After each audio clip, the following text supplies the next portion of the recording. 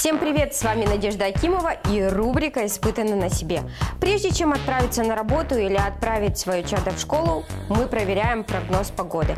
Поэтому я решила испытать на себе все источники и насколько они достоверно предоставляют эти прогнозы. Для начала я проверила погоду на телефоне. Он показал, что на улице минус 38 градусов. Радиостанция передала прогноз на этот же час минус 39 градусов. Еще одним источником в моем эксперименте стали показания гидрометцентра. Для этого я отправилась на самую большую станцию гидрометеорологии и мониторингу окружающей среды, где вместе с газогенераторщиком произвела выпуск радиозонда, который определяет метеорологические параметры на высоте.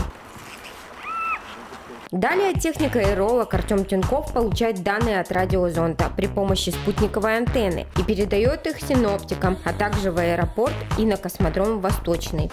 Алло, здравствуйте.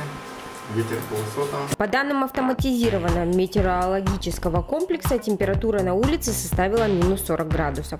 Узнав данные, мы для сравнения решили и проверить, что покажет ртутный термометр. Термометр показывает 40 градусов. Температура везде составила минус 40 градусов. Согласно нашему эксперименту, самые точные данные у настоящих синоптиков. Никак нельзя сравнить с тем, что в телефонах, программах, всяких GIS, метео и тому подобных.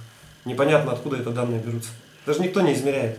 А мы конкретно работаем, измеряем, проверяем, датчики проверяются каждый год у нас. Также я узнала долгосрочный прогноз, насколько в этом году будет холодная зима. По климату у нас сейчас должно быть где-то на 3-4 градуса теплее. Мы живем сейчас ниже нормы, поэтому по декабрю, по долгосрочному прогнозу на декабрь тоже у нас получается для центральных районов среднемесячная температура будет на 1-2 градуса ниже нормы и также с дефицитом осадков.